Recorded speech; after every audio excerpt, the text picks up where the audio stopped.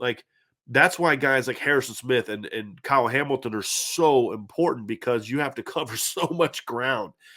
And to me, that's the reason that Peyton Bowen was such an important pickup, and why it's so important they keep him in this class, because he projects, in my opinion, Ryan, to be able to do everything from playing center field, right, to being able to play the alleys, to be able to play man coverage. Like, and that's also, we'll kind of get into Caleb Downs a little bit too, but there aren't many safeties that I look at and say, this guy can literally do everything you're going to ask a safety to do. There's maybe 3 or 4 a year. Well, Notre Dame has one of those guys committed in the 2023 class in Peyton Bowen, and that's why it's so important to land him and to keep him, because he's exactly the kind of guy you and I are talking about. Yeah, and why is he able to do those types of things, I think is an interesting kind of conversation, right? Because one, he's a long kid. He's 6 foot plus, has pretty good length in his arms, and he has a projectable body. I mean, he's up to 185 pounds, but I think Peyton Bowen could play 195, 200 very easy. So that's kind of an easy, like, he could play in the run game. He could run the alley, like Brian was kind of talking about. He can do those types of things. But the best part of Peyton Bowen's game, in my opinion, is the range that he has on the back end. I mean, the kid covers just an absurd amount of space. And Brian, I don't even think it's unreasonable. I wouldn't be shocked if there's some teams, some programs out there that when they're recruiting Peyton Bowen, or they're still recruiting Peyton Bowen, if they toy with the idea that this kid might be a corner for us in our system. Like, I think he has those man-on-man skills. You know what I mean? So I think that he really projects to multiple spots. I mean, I think he literally could play. Ideally, I think that as a boundary safety, he's best, because I really love him rotating over the top and doing all those types of things. But I do think that he can play boundary corner. Like, there's no doubt. I think he could play field corner too. I mean, in the way that they have used it, where if he's like an off man kind of guy, like to your point, I think he could play up as a field corner. I think he could, or boundary corner. I think he can play off as a field corner, where he can just kind of keep, because he's so explosive to be able to plant and drive. And now, but the thing is, Ryan, is if we're talking about that, right? We've talked about, like, somebody asked, I think it was last week, hey, if Notre Dame were to get a Caleb Downs, would that hurt you with your current roster? I'm like, no, because if you're Notre Dame, you're like, no, we can play all 3 of these guys together. And I think that's the thing that they love is, and to your point, if Peyton Bowen can play corner, then you know what else he can play? Slot, where you've got a Don Schuler and Caleb Downs behind him, and and saying, hey, look, and in that situation, I'd say I'd probably have Caleb as the boundary safety and a Don playing the field. That's probably where I would go with it, and then Peyton as the slot. I don't know if you'd go with it differently. That's how I would do it. But you could easily put Caleb. I mean, because you could put Caleb to the field too. I mean, that's the thing I like about all these guys, is you could do it. But I mean, to your point, I think he flips well enough and runs well enough and has the catch up speed to be able to play corner, not as an elite cover corner, but he's a good corner, which would make him a really good slot safety. And now that, Ryan, is where things really get interesting against a team like Ohio State, because he's big enough, obviously, as a safety, and a good enough hitter to be able to take on slot blocks and the perimeter runs and those type of things. But he has that cover ability that you look for that you don't necessarily get out of a rover. And so people wonder, well, if you've got these 2 great safeties, why are you still trying to get Caleb Downs? That's why. Because in a 4-2-5, if you can have that kind of player, that kind of trio on the field together with that kind of speed and range, and like you said, versatility, because you know who else could go play in the nickel? Caleb Downs. And then you could put Peyton Bowen back. And if you don't know which guy's going to be where, it's like, man, like, how do you prepare for that? How do you isolate certain guys in matchups where you're trying to gain an advantage when you can't do that because they can do it all? And that's exactly why it's so important to have safeties, especially. I would be more comfortable playing field boundary with corners, just from a practicality standpoint. I mean, forget the fact that I think it's ridiculous they have to run all that much, but just once the ball snapped, practically speaking, I'm okay with field and boundary corners. I think where teams can really get you into problems is if you have safeties that can't play one or the other. Because if they can't play one or the other, that means they have physical limitations at one of the spots. And if with tempo we can get you into a situation where I know that if we go fast, and this is what Oklahoma State did to Notre Dame, they were able to use tempo to get isolations against safeties and corners and linebackers that they thought they matched up well. And that's why they went tempo in the second half. But if you have safeties and corners, but especially safeties, Ryan, that can do it all, you Mhm. can't get them into those matchups. Because again, what if we talk about like a Don and Peyton, right? And you're in a 3 safety look, or Caleb and Peyton. No matter how quickly you go, whether Caleb's up or back, whether Peyton's up or back, they can both do it at a high level. Then there really is no matchup for you there. Your only Sure. matchup is to hope you have a 6'6" guy in the slot because they're both 6 feet tall, basically. You know what I mean? Yeah. That's the only matchup you have. And so again, it just goes to why it's so important that Notre Dame has safeties that can play field and boundary. And I actually think I think a Don Schuler can play both as well. I don't know if he necessarily plays both of them quite as well as Peyton, Mhm. because I don't think Adon is quite the athlete that Peyton is. But what Sure. Adon has is Adon is one of the more high IQ players in this class, not Very Notre Dame smart. class, in the Yep. entire country class. He is one of the highest IQ players you're going to see. He knows where to be. He understands angles. He gets such great reads. You can see him reacting to the quarterback before the quarterback has even really kind of got into his throwing motion. And I Yep. think that allows him to be effective at both positions more so than just the freaky athleticism, which is what we see from Peyton Bowen. What are your thoughts on that, Ryan? Yeah, no, I think the difference between Adon and Peyton, I think you voiced it perfectly. For me, Adon Schuler reminds me a little bit of Rodney McLeod, who's been a really good player in the NFL for a little bit stylistically. He has played free safety for the most part of his career, but he's not a guy where he's so proactive. And when I say that, he just kind of sees things very early on in reps where he just doesn't get beat a ton because he's just always in the right spot. You know, like Right. Adon Schuler just is always in the right spot. Peyton, on the other hand, he's kind of that he's gonna bait you, you know, like it's gonna look like he's not in great position, and then he just has such great recovery speed that he's gonna create a huge interception or a huge pass breakup. So I think I envision Peyton as being a more ball productive type of player. Like I imagine him having more interceptions, more pass breakups, but I also imagine him not. I imagine Adon maybe giving up less big plays than a guy like a Peyton Bowe because I just think that Adon's just gonna be in the right spot all the And time. Don will make a lot of money plays. And that's how I Coaching always felt plays. about Alohi Coaches are Gilman. like, "Yes, I Right. love you, sir." That's how I felt Exactly. about Alohi Gilman. Alohi didn't have like a lot of pass breakups and interceptions, but almost every one that he had was in a big moment. You know, I think of the pass breakup in the end zone against the tight end at Michigan back in 2018. It just was like Alohi just kind of he was great because he could kind of get everybody lined up, right? He was really smart. Jalen was really smart. That's one thing that Troy Pride talked about is just how the communicative the safeties were. Mhm. And just I think that's important. I think Peyton and Adon both show the ability to kind of be high IQ players. You know, Sure. Adon is that. Peyton will be that. The reason Peyton's not it quite as much is because he plays so much offense that I Mhm. don't think he necessarily has the reps under him as a pure safety that you're going to eventually get to. But he'll get to that point. But you know, with Peyton, like you said, I could see him being like that ball hawking, you know, guy that you can kind of move all around and he's going to make plays.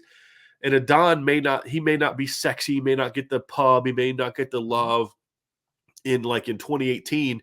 You know, Julian Love was the guy that got all the publicity, but the heart and soul of that secondary was Alohi Gilman because number one, he was a leader, but number two, just like when you to be a great team to win a championship, you need guys on both sides of the ball that when a play needs to be made, they can make it. And I thought Sure. that's what made that 2018 team so good on defense is they didn't have a lot of elite players on the team. I would argue they didn't really have any. I didn't think Jerry Tillery was even an elite player. And I think he got overdrafted a little bit. I think he's kind of proven that he's a good player, but not a first round impact kind of guy. Sure. It was just they were all so good. They were a great unit. But the other thing about him, Ryan, is at every level you had at least one guy that would make a play when you needed one. At the linebacker levels, Drew Tranquil. And I swear, if you go back and watch that year, it seemed like anytime they needed a big sack, Khalid Kareem got it. I mean, I think of the Michigan game, I think of the Pitt game. I just feel like it felt like anytime they needed to play, Khalid was like, all right, guys, I got this. You know what I mean? Let me get this pressure. And then in the back end, they had several guys that did it, but Alohi more than any other. was just a guy that just it seemed like when a play needed to be made. I think of the strip against Vanderbilt. I mean, they lose to Vanderbilt if he doesn't Mhm. strip that guy at the goal line. I mean, it's plain and simple. They That probably that lose. was that was Probably. Jared Pinkney, right? The tight ends, I think it was, Yeah, right? yeah, Yeah, yeah. yeah, Good yeah, call. Good call. yeah. So I feel like that's one thing I do like about both of these safeties. I think they both have a little bit of that. Hey, somebody needs to step up and make a play. We saw Adon do that a ton in high school, Yep. and I think Peyton shows it at times as well. And he projects to do it even more once he kind of gets defense under his belt. And look, I know a lot of teams are selling him a receiver. And I think he could be a good receiver in college. I do. I think Peyton Bowen could be a pretty good receiver in college. I just think he has elite potential as a safety. Receivers like him are kind of common, let's be honest. Mhm. 6 foot, 185-pound athletic guys, kind of grow on trees in today's era. Having guys like him at safety, a little harder to find. And that's why I'm glad that Notre Dame, for now, is holding to their ground in regards to keeping him in the class and preaching the defensive aspect, because that's where I think he could really bring this thing home. Is like Notre Dame need difference makers of safety. They need interchangeable guys of safety, right? And I think these two kids can be that to a degree. I It, really it do. it's pretty crazy how times have changed with the wide receiver position over the last few years. Because I remember I talked to I have a pretty good relationship with J.C. Horn that came out of South Carolina. Okay. That's now with the Carolina Panthers, and he told me he was a really good wide receiver coming out of high school, and his dad was the one, Joe Horn, that was like, "You should play corner, man. Like, there's just not a lot Hmm. of them. There's just not a lot Right. of these athletic good corners." So I agree with you. I think that I think that some people are going to start figuring that out, that like there just might be a higher upside because there's just an overpopulation. There's a saturation of Right. really good wide receivers.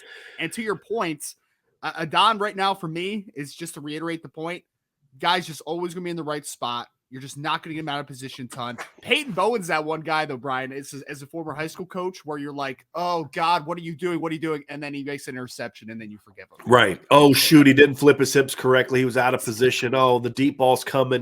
They got him by 4 yards. Oh, look, he's kind of gaining on it. interception. Oh, look, he picked it off. Yeah. And Exactly. he'll get that cleaned up. So let me ask you this before we move on to corner, Ryan. Obviously, the ideal situation is you want to have them interchangeable, but you've got to start them somewhere. On 1st and 10, you got to start them somewhere. If you're Mhm. not going to go right or left and you're going to start field and safety, where would you put those two in the ideal alignment for Notre Dame? Yeah, I think for me, I would. So I think of Adon as more of a field safety, because I think like you talked a lot about the perimeter screens, like him working inside out and closing on those types of plays. Like that's, in my opinion, working him down towards the line of scrimmage a little more than Peyton, I think is really advantageous to him. And then I would consider boundary safety, the ability to roll Peyton to the middle of the field, because he just has a little more range overall than Adon. That's where I kind of vision him. So I think that they both, I mean, as long as they're able to hold on to both in the class, it's really, really Yeah. complementary players to one another, in my opinion. Let's talk corner. Yep. For a lot of the panic about cornerback, it's kind of it's kind of funny. I think people kind of forgot how bad cornerback recruiting has been for a long time. Just the inconsistency of it. You look at how good the 2016 cornerback class was, and then you look 2017 they didn't get anybody at corner. 2015 it was like Sean Crawford and Nick Coleman and Ashton White, and then Sean Crawford gets hurt, and you look at that 2016 corner class with Julian Love and Troy Pride, Dante Vaughn, and then it's like, okay, nothing for a couple years, and then 2018 was a little shaky.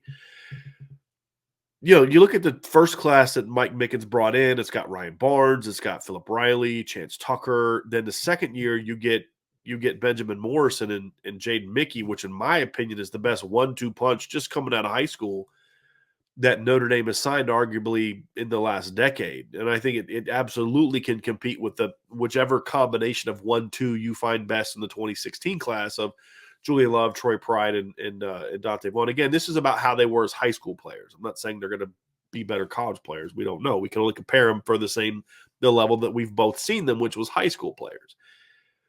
I think Benjamin Morrison and Jaden Mickey are the best corner tandem they've signed.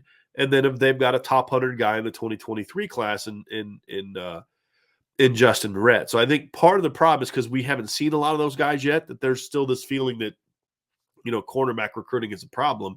We'll get into that a little bit, where it's not a problem, but it can get better. It's not a problem per se, but it definitely can and needs to get better. But when you look at this class, there is a really talented player already in the class. We've done a full film breakdown of him when he committed to Notre Dame, Ryan. But you do have a corner in this class. I think some people maybe forget that. You do have a corner in this class for Notre Dame, and that's Justin Rhett, who is Yep. without question, in my opinion, a top. We could argue where he is. Some have him as like a top 50 guy, some have him as kind of a borderline top 100 guy. I think that's more up for legitimate debate. And then Mhm. that comes into his upside versus where he is now, which we've talked about.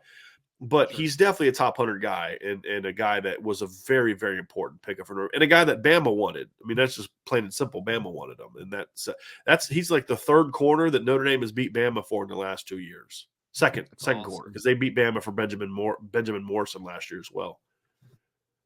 Yeah, I mean, so again, that's why it's not panic button for the cornerback recruiting class, because there is a really I mean, to the current value versus the upside value of a Justin Rhett, which is a great point, Brian. I would say Justin Rhett has the talent of a top 50 player in this class. I mean, because the kid these type of corners that are 6 foot, 6'1", somewhere in that ballpark, and are legit 4'4" athletes coming out of high school, which means in theory they will get faster.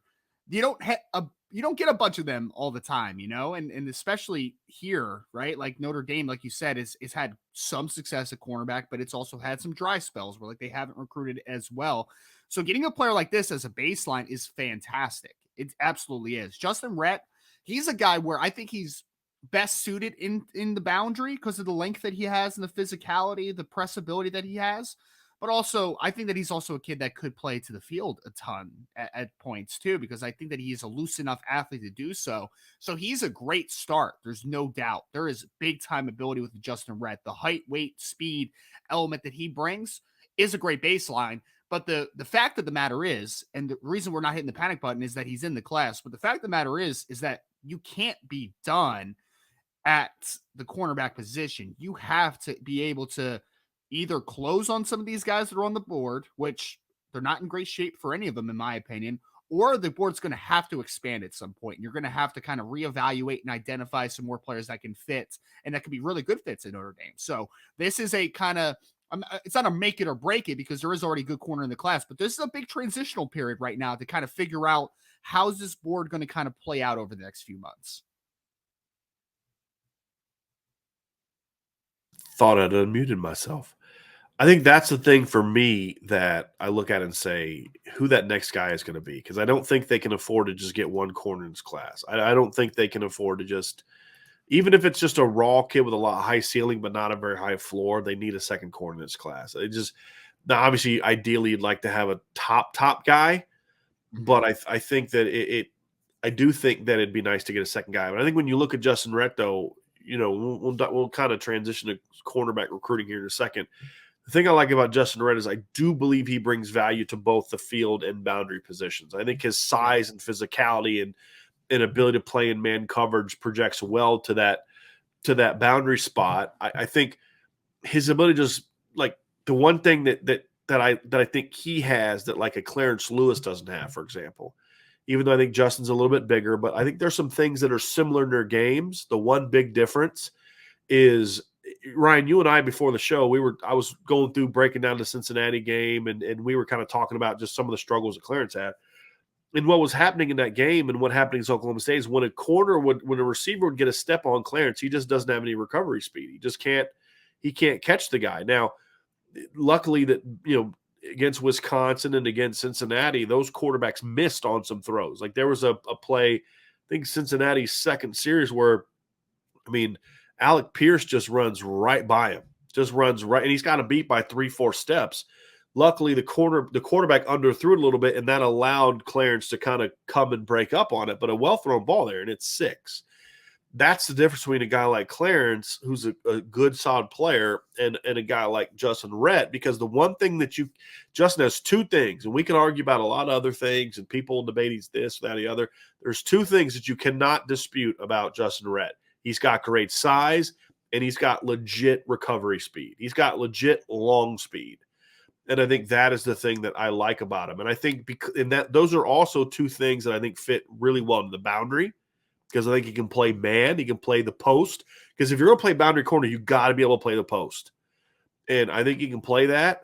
And then he's got the range and the physicality as a run defender to be an outstanding field corner as well. And I think it's important to point that out, Ryan, because if you look at filling out this class, if you view Justin Rhett as just a boundary guy or just a field guy, it puts a lot more pressure on you to find a complementary player to him in the class. But if you subscribe to what I believe, and I'll get your opinion on this in a second, if you subscribe to what I believe, which is that Justin Rhett can play both, then just get the best guy possible and you can figure it out. And I think Justin Rhett and Benjamin Morrison especially are two guys that flat out, to me, grade out just as high as boundary guys as they do field guys. And that is a very, very important thing.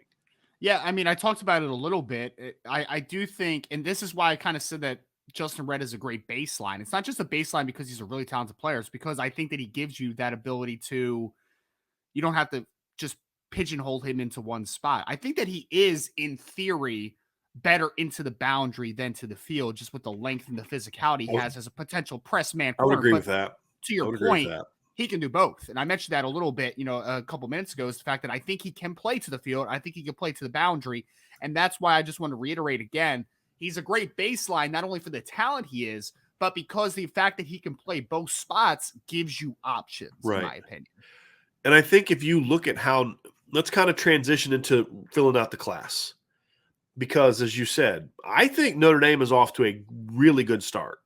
They have more top 50 recruits in the secondary than Alabama has in their entire class right now, like at any position, right? Like it's early. I only say that to point out how early it is. It's still March. Notre Dame didn't get their 9th commitment last year until like June, I think is when it was, right? Like they're super ahead of the game, which also is creating some of the panic because, because of that. But, and then the people are going to talk about, I saw somebody say he's a high decommit risk. No. Justin Rhett said before he committed to Notre Dame, he wanted to take visits. He is one of the few kids in this class. I'm not worried about Justin Rhett going somewhere else. I'm really not. In this day and age, anything can happen. But no, he is not a high decommit risk at all, in my opinion. Back to the point, however, they're off to a really great start. It's going to be about the close. The close is going to be the key. They're off to a great start. 2 really good safeties, a really good corner. 2 important things. Number one, you do have to keep those guys in the class, right? Sure. Look, and I just what I said about Justin Rhett, I'm not worried about Justin Rhett beyond how I already worry about any kid in today's era of recruiting, right? Sure. Then I've said in the past, if Pete Werner can flip from Notre Dame, then anybody can flip from Notre Dame. You know what I mean? Like, but I'm just based on everything we know about him, his family, why he picked Notre Dame, the fit, the relationship. I'm just not worried about it. And Marcus Freeman was asked a question the other day about committed kids taking visits, and all he said was just communicate with us. Well, Justin communicated that before he visited. He communicated that since. He's been very open and honest about he wants to take visits. And from what I'm being told, he's also been very honest with other schools to say, hey, look, I'm going to Notre Dame. And that's why you haven't seen him on as many visits as you've seen Peyton Bowen, because I think he is more locked in, and other schools know it. They kind of like, you're kind of wasting our time with Justin Rhett. I truly believe that's why you haven't seen as much activity with him as you have maybe a Keon Keeley and a Peyton Bowen, because it's not that the big time schools aren't on him, because his final 5 was like Notre Dame, Georgia, Alabama, right? Like it was some big time schools, and he was a take at all of them. It's just that people are like, yeah, that kid's pretty locked into Notre Dame. But you've got to keep him. You got to make sure it's that way. You got to continue that relationship and keep him in the class. You've got to keep Peyton Bowen in the class, because if you all of a sudden lose Peyton Bowen, it gets a little questionable, because when you look at the board at both positions, Ryan, safety is a situation where if Notre Dame doesn't land another safety in this class, they're fine. A third safety is like, you can't turn down Caleb Downs. Right. He's too good. He is one of the best safeties I've seen come out in the last 5-6 years. I mean, he's that good in my opinion. Yep. So you can't not look at him. He's just too good. And I do think there's merit. A third safety brings value. I would prefer to get a third safety, just looking at the numbers of the position moving forward, but you're fine with 2. right? So you're going to have if you keep the two guys in the class, you're at the very least going to have one of the 5 to 8 best safety classes in the country. A Mhm. third guy, to me, really solidifies your future numbers, but it also solidifies you as one of the 3 best recruiting safety classes in the country, in my opinion.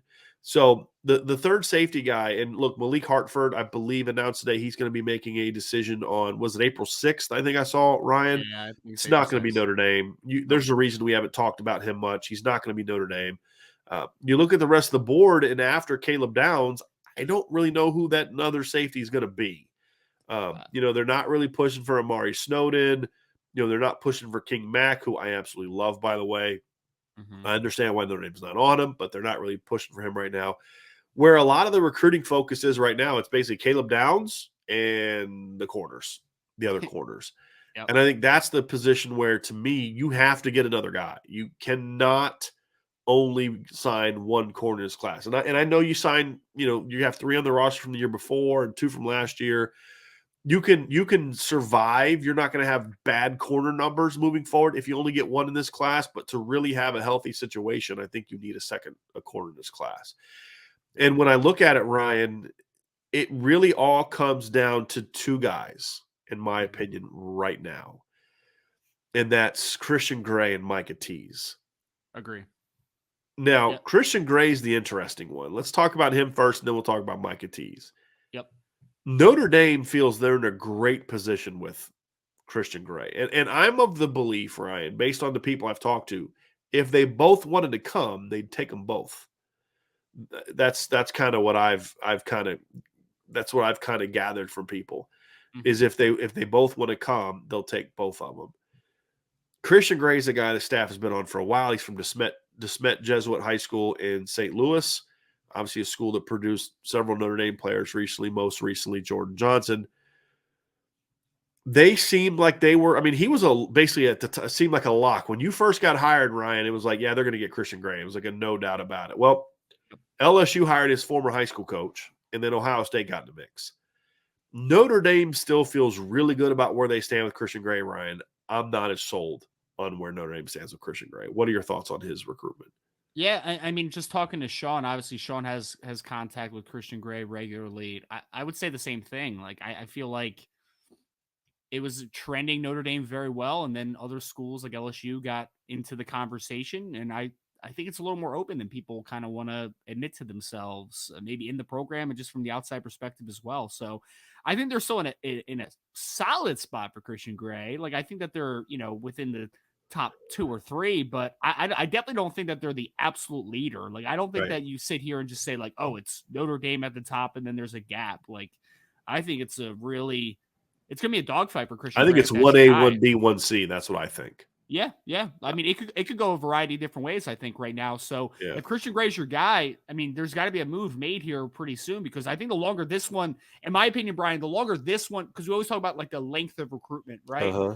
The longer this one gets drawn out, I feel less positive about Notre Yeah. Dame. I think it trends other Yeah. ways because it's already been at points in a really good spot for Notre Dame. So the longer this one drags out, I feel less good about Christian Gray to Notre Dame. I feel the same way. I think I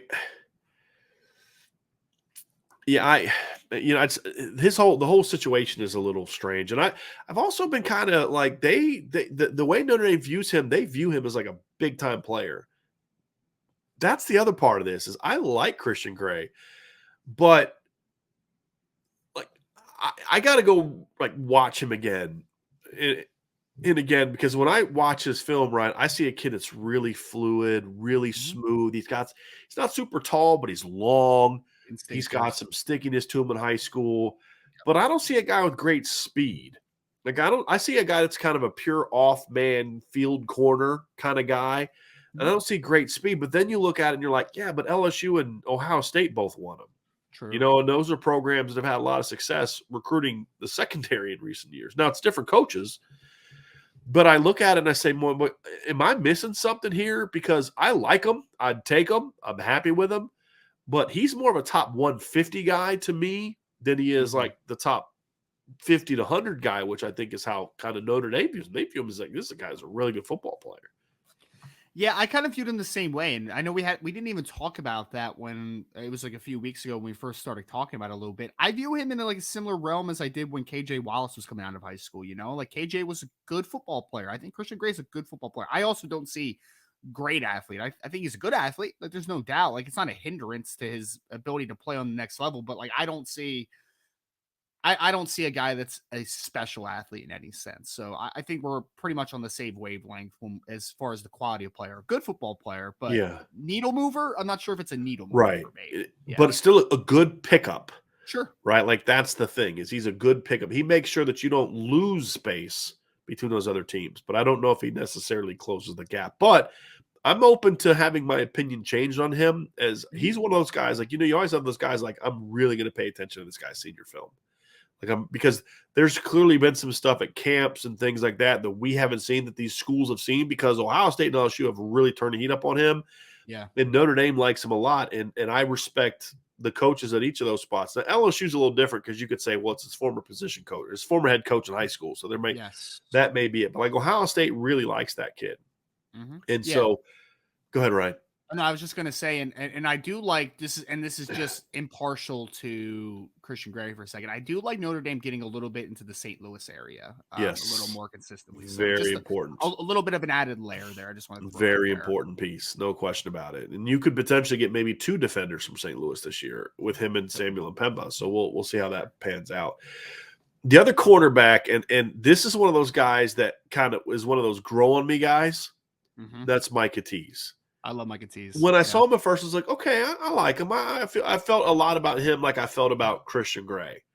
But Okay. the more you watch Micah Tease, the more I watch Micah Tease play, the more I'm like, okay, this kid's a really raw, technical player that's a Hmm. really dynamic athlete Yep. that is a lot like Peyton Bowen in that whenever he decides on what side of the ball he wants to play, because he's also a guy that could be, in my opinion, just as good. I know friends of mine, guys that I know that are like, I like him more on offense than I do defense.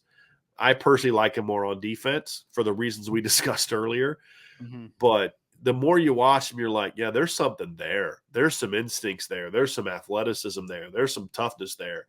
The more I watch him, the more I like him. But then I got to try to like pump the brakes on it because it's like, I have a hard time seeing them getting him out of Oklahoma. That would be to me, there's 2 giant bellwether recruits in this class for Notre Dame. I just wrote an article about that this weekend, and that's Dante Moore and Keon Keeley from a really big Hmm. picture standpoint. That if you can keep Keon Keeley in the class and land a Dante Moore, and then they're both with you on signing day, like to me, you've gone into the lion's den, so to speak, and put in some work, right?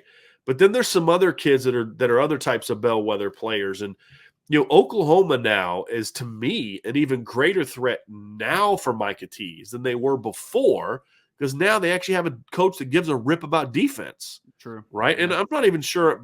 I bet you Brandon knows the answer to this. Brandon Plesner knows the answer. Do you have any idea what position Oklahoma's recruiting him to play?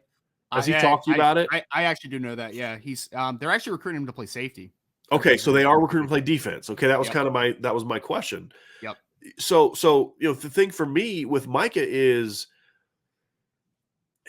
that's a level to it as well. Is to me, I really like him as a field corner, but I think he could play safety. But the fact that Oklahoma is now recruiting him as a defensive player and they have a Mhm. defensive minded coach, it makes me a little bit more concerned about it. But as we learned last time we talked about him, he's been on campus. Like what did you say in your story, Ryan? Like 3 times, 3 three or times. 4. He's going to come Yeah. back in the spring. Mhm. Yeah, I got to try to tell myself not to get too fired up about that. But man, he's a good That's a football player. lot. But It's a if lot you're of able visits, to though. go into Oklahoma's backyard, I mean, he's from Booker T, right? In Booker Tulsa. T. Yep. Like that is prime Sooner territory. If you're able to Mhm. go into their backyard for a kid they want, and they now have a defensive coach and beat them, that's another one of those bellwether recruits that says, hey, Notre Dame can go anywhere now and Mhm. recruit. And you may Yeah. not win all those battles, but you're going to have to work. And here's why that's important. If I have to make you work super hard on this kid, then you have to then not put he's not the lock he was before. That's less time you can spend on another guy that we're also trying to go after. I also think if you can go into Oklahoma's backyard and beat them for a guy like Micah Tease, You know what your next phone call is the minute after Micah Tease commits to you? Hey, Peyton, this is Coach Freeman. We just took a dude from their backyard, right? We're doing something here, right? Like, Yeah. you know what I mean? Like that's the conversation I'm having. Sure. And so to me, he not only is he a talented player, but man, what does that say about your recruiting operation if you're able to get that guy? That's another layer to this. And he could end up being that third safety we talked about, Ryan. I mean, He that's the other could. piece to this. Yeah, I mean, I really like him at corner, but yeah, I mean, like you said, there's teams. Oklahoma's one recruiting him at safety. He's been recruited a lot at corner, and then there's teams that like him at wide receiver a ton. I will say this, Brian. I had my first instant reaction when I watched this film. I was kind of like, yeah, I like him. I like him. I'm not sure I love him though. And then I watched him catch the football, play offense a little bit. I'm like, oh, there's a little more athleticism there than maybe just. Yeah. And he's a guy for me when he really starts to just play one position, that's where he's going to take off, in my opinion. Like, I think Yeah. that he is that type of upside. So A I have lot like Peyton Bowen. a lot Yeah, like Peyton Bowen. Yeah, exactly. Because absolutely. defense is more of a technical position than wide receiver. At wide receiver, you can just be an athlete in high school. In high school, we're talking about Mhm. high school, right? Sure. In Yep. high school, you can just be just a technical, just an athlete and be really good on offense, right? At Mhm. safety, even at the high school level, I think defense, especially corner safety, still requires a little bit of a technical in a instinctual and a reps kind of thing, and that I don't think he necessarily has. Him and Peyton Bowen both, but like you Yeah. said, once they start really locking into playing defense, then you're going to start seeing them be like, okay, the game is going to really take off. Because the thing I love about both Peyton Bowen, I actually like the fact that they're both kind of raw, Sure. because that's what you get paid to do. And we've already seen what Chris O'Leary can do with guys at safety that are kind of raw. We saw what he's done with Xavier Watts in a short period of time, what he's done with Ramon Henderson in a short period of time. Like, he's impressed me from a coaching standpoint. We need to see if he can recruit, which means keeping the guys in this class on board. Mhm. But I think he can coach, and obviously Mike Mickens has already proven himself as a coach. I mean, I think the questions I have about those two guys are more recruiting related. Can you recruit the big dogs? Can you recruit the best players in the country at your position, or are you just going to get good players that Mhm. you then coach up really well? I think that's the bigger question for me, but they're going to get coached up. But give me those guys that are just football players. And Yeah. that's the thing, is like they're just guys that can play, they make plays, they can tackle, they can play offense, they can play safety, there's flex. We just talked about Peyton Bowen could potentially play corner, but Mhm. we like him at safety. Now we're talking about Micah Tease as a corner that could maybe play safety. Those are the Yeah. kind of things we talk about. Like, boy, think of the matchups, and then you talk about who's your future nickel. Well, if Well, if if Micah Tease is kind of a hybrid between a corner and a safety, there you go.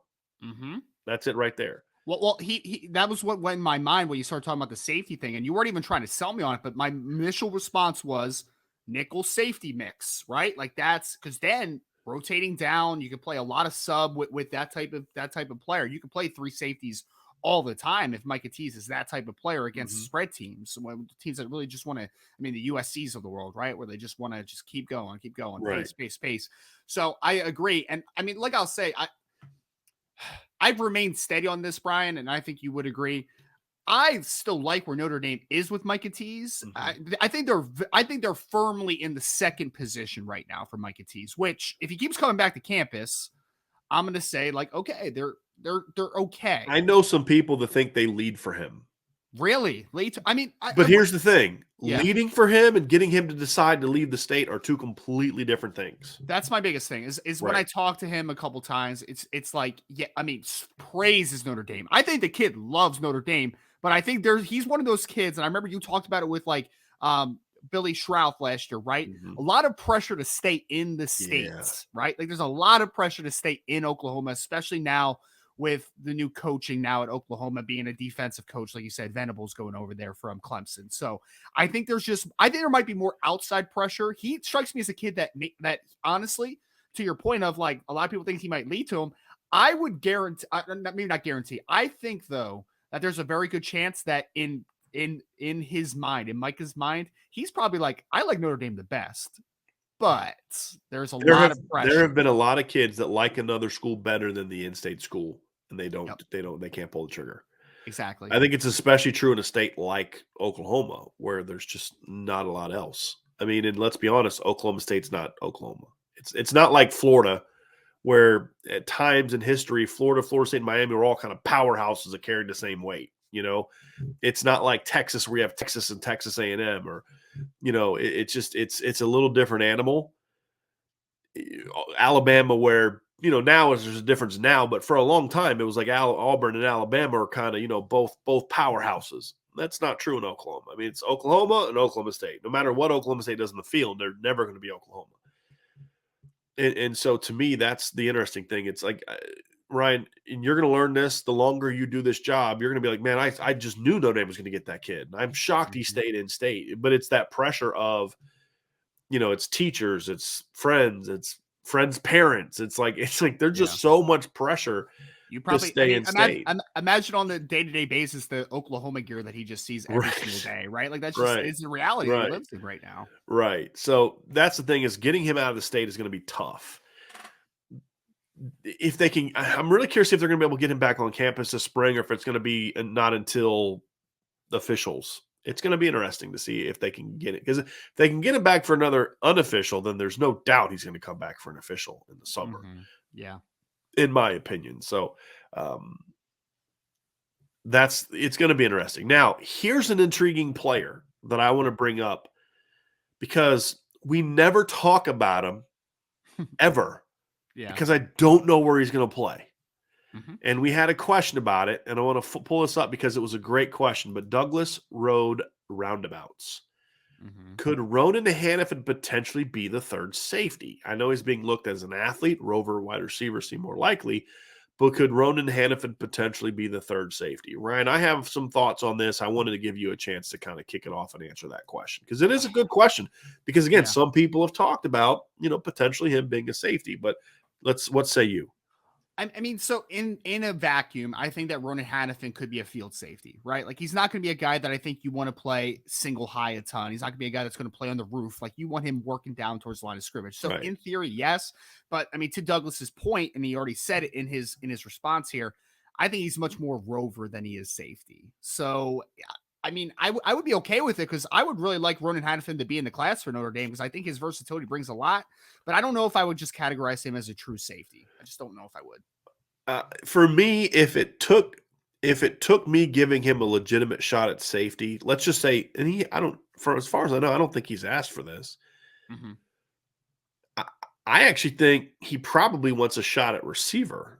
From some conversations we've had, he probably would want first crack in offense as opposed to defense. But if, let's just say, he wanted a legitimate shot at safety, and that's what it took to get him, I'd give him a legitimate shot there. Absolutely. As long as he understood that we'll give you a legitimate shot, but if there's a place that's going to get you on the field faster, you got to be willing to move to that. Because I think he could be at safety kind of like what Drew Tranquill was before his knee injury. Drew Tranquill was a legitimate Division I safety before his tore his two knees. Yep. And so, and Ronan is longer than Drew was at the same age. Not height-wise. They're about the same height, 6'2 plus. But Ronan is longer. I mean, Drew always had really kind of short arms. Yeah. And so I would give him a shot at safety, but I just don't know if his body is going to hold up at safety, meaning I think he's going to kind of outgrow that position a little bit. Sure. But the other thing, too, is, like you said, he is not a guy that can do it all. I feel like if you're having him play center field, you're not using his abilities well. You're kind of wasting him. That's a kid that I want coming down and attacking the football if he's on defense. And I don't know if Notre Dame has the defensive scheme that really fits him as a pure safety. That's my only concern, Ryan, is like, if you're going to put him at boundary safety and let him play the alleys, that's okay, fine. He can do that. But the boundary safety, as we showed at the beginning, has to play center field at times. And I just don't know if that's necessarily what you want to do with him. You're not utilizing his skills effectively at that point in time. So I agree. I still view him as a rover receiver kind of guy. But if he wanted a shot at safety, I'd give him one. I think he's athletic enough, and his body is still in a position where I'd give him a shot. I just don't know if that's fair. Of the three positions he could potentially play, and really, I mean, he could end up growing into a will. I mean, just with his frame. But if we're just looking now at where he is now, and that's safety, rover, receiver, for me, I'd probably put it receiver, rover, safety in that order of my personal preference of where I'd like to see him. We're close. I Yeah. would go rover, wide receiver, safety. So we're pretty close on that. And it's one of those ones, Ryan, where I have him receiver number one. It's not one I'm going to sit here and argue with you about. And Sure. I'm assuming it's for you. It's the same way. Like, yeah, I'm not gonna. I see it. I see why you see it that way. Yeah, he could. I You mean, know. I think that he could be a. I think he could be a good boundary receiver on Yeah. the college level. I even think that he could play a big slot type and kind of player as well. So Yeah. yeah, I could see it. So I felt we needed to talk about him because like we don't talk about him in the talk linebackers and rovers. We didn't talk about him with receivers because there is no natural position for him yet. But that kid's just a. I tweeted out the other night because you saw I got an offer from Alabama. Mm-hmm. And I tweeted just like that, Ronan Hannafin became a top 100 football player. The point being is like now people are going to look at him differently because he's got a Bama offer. When Yeah. before you and I have been like, no, this kid can play. I don't care where. I don't care that he's from Massachusetts. I don't care that he looks like what he looks like, which is going to immediately cause people to have questions about his athleticism. There's all 3-star. He's got so many things working against him from a perception standpoint. Massachusetts, white, 3-star. Let's be honest. Yeah. Right? But it's like, look, the dude can play. And now that Bama offered him, it's kind of like, okay, that's the validation that, yeah, this guy's really good. And you're going to see him probably jump up in rankings because sure. that's just how they base that stuff off of. But kid's a darn good football player. I just don't know where he's going to play. He's that FBP. I mean, that's what we talk about, just having that position on your roster, having about 4 or 5 just FBPs, man, just football players. Like Samuel Pemba, where's he going to play? Don't know, don't care. We'll figure it out.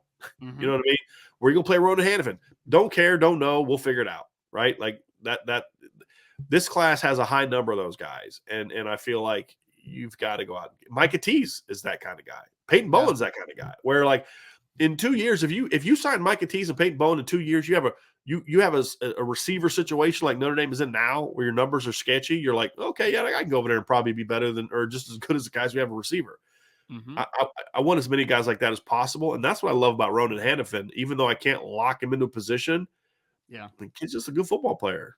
Figure it out. He was one of the guys that I developed a good relationship early on, and when I first came in here in January, I remember we were saying like I mean take for Notre Dame right now. Like in my opinion, I think he's that good of a player. I'd be interested because I think somebody put it in the chat. I would love to know where Alabama likes him, where they offered him at what position. I just for my mindset of like where people kind of see him on the next level. I think it would be interesting. Yeah, I'll try to look that up while we're talking. I'm not quite sure where that is, but honestly, I don't care. Again, if Alabama thinks he can play receiver or defense for them, whether it's linebacker, safety, whatever else, that tells me something. For sure. That tells me they think this kid is a really good football player because they don't just, they don't go up to Massachusetts just to get depth players. You know what I'm saying? Like they're not going up to offer him, and they had him on campus, so like they set up a visit. Like I believe the offer happened like during or after his visit. It's one of those things where it's like, boy, if that kid if Bama thinks he can play for them, and I don't care what position it is, then that tells me a little something about Ronan Hannafin. It's so funny. We just keep talking about Massachusetts so much this cycle, man. We actually on my other podcast, the NFL Draft podcast, we actually had Isaiah Likely on, who was a Massachusetts kid as well, and I talked to him a little bit about that. I'm like, man, what's going on with Massachusetts? Seriously, cycle, and he's like. Yeah, man. He's like, I always thought we had pretty good football, but he's like, this year, I don't know what up, man. Like there's so many good dudes coming out, and I'm just like, yeah, man, it's pretty absurd to think about. Yeah, and I think, and again, we've talked about this. I think that's good for Notre Dame. I think it's good for Notre Dame because that's an area where I think they're going to tend to have a little bit more success maybe than in other years. So, Ryan, yes, if you had to predict right now, yep, who do you think of the secondary players? Let's go most confident to least confident. So we're going to talk about, say Caleb Downs. We're going to talk about Micah Tease. We're talking about Christian Gray. yep. I'm looking at the rest of the list. Braxton Myers. There's a reason we're not talking about him. Ryan, why don't you just go ahead and share that little nugget that you put on the board the other day about Braxton Myers, why we're not talking about him. Sure. Yeah. If you're on the message board, if you aren't, you should be for one. But I just got to plug that in real quick. But I've talked frequently to Braxton Myers because I know that he's a guy that Notre Dame is high on, and they've recruited him pretty. They've definitely tried to get in. He's a cornerback safety out of Texas. I think he's being recruited at both, depending on what program you look at. He's just not very. he's not very concerned with setting up a visit at this time, Yeah. right? So it's just not I think the interest level is just not high on He Brad has Finley right not been now. shy about expressing his lack of No, interest in Notre Dame. he has not been. I mean, So, that's basically it. mhm.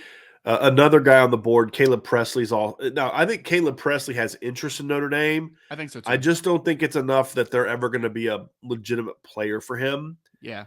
And I would I say, talked to Caleb yesterday as well, and he so his thing is that he's a big 7-on-7 guy, so he's been right. traveling so much, so he wants to get to Notre Dame in the spring, but he has not finalized a visit yet. He's one of those guys that until that happens, and that's what I was going to follow up with, Ryan. So it's a good comment you just made. I'm not going to feel they're a player for him until we get feedback from him post visit. Sure. Because I think right now he's kind of a West Coast kid. Mhm. I think the only reason he's intrigued by Notre Dame right now is I think the staff has done a pretty good job of building a relationship with him, and then Tobias Merriweather.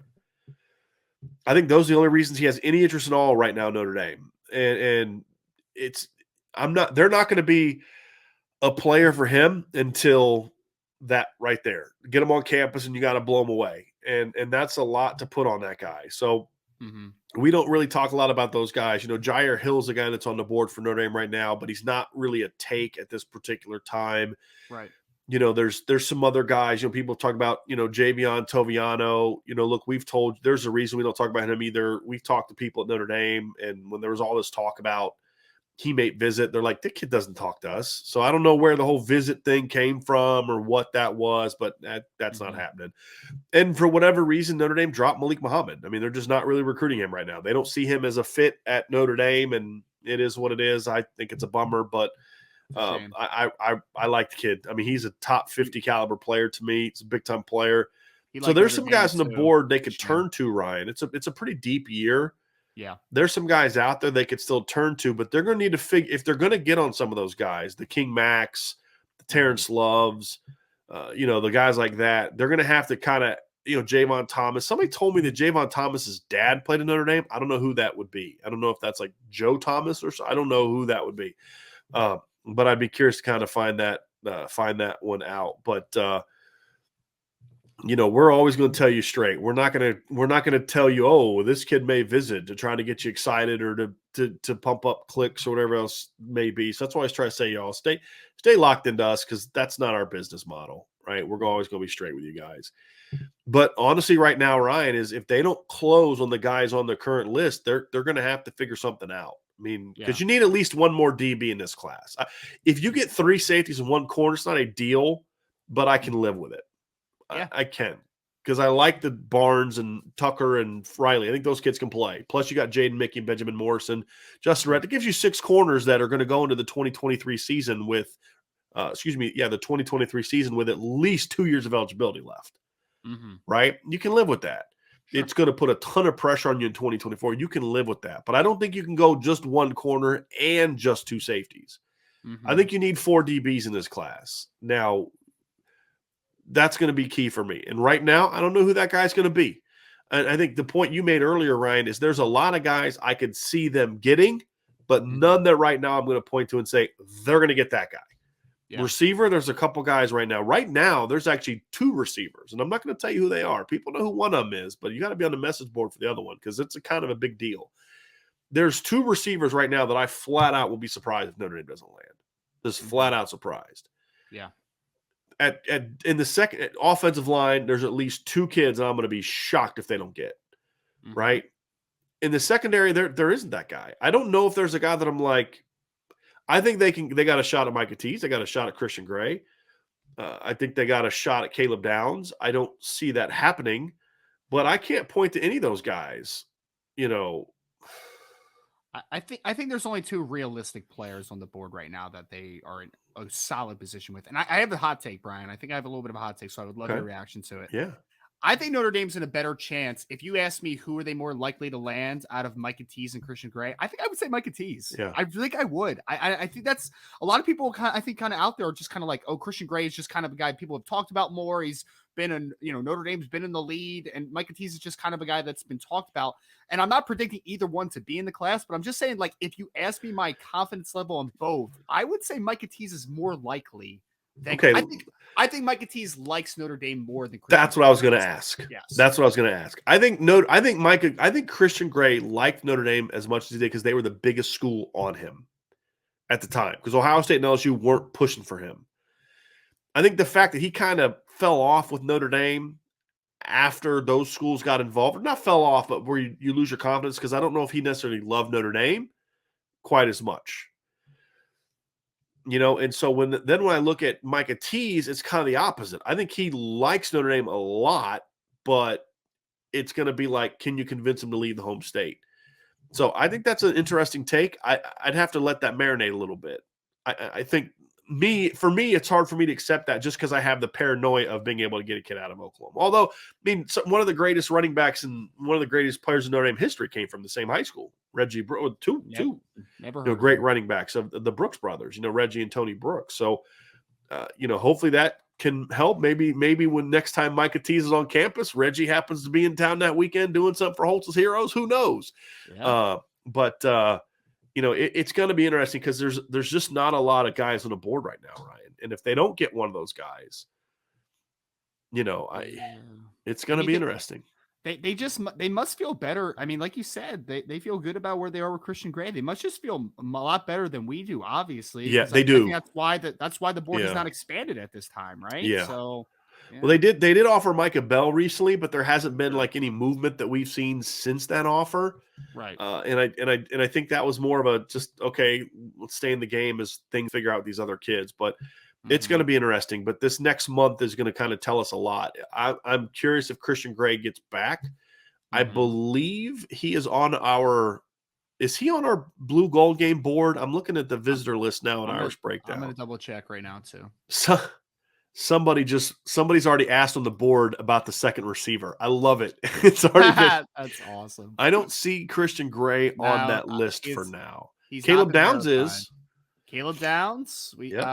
Eli Bowen, 2024 class. Yep. Peyton Woodyard, who's a really talented player. Obviously, he's Kyle Hamilton's cousin out of St. John Bosco. Rhett will be there. Peyton Bowen, like you said. I mean, so Adon Schuler. There's gonna be a lot of talented secondary players, but not Christian Gray yet verified. Yep.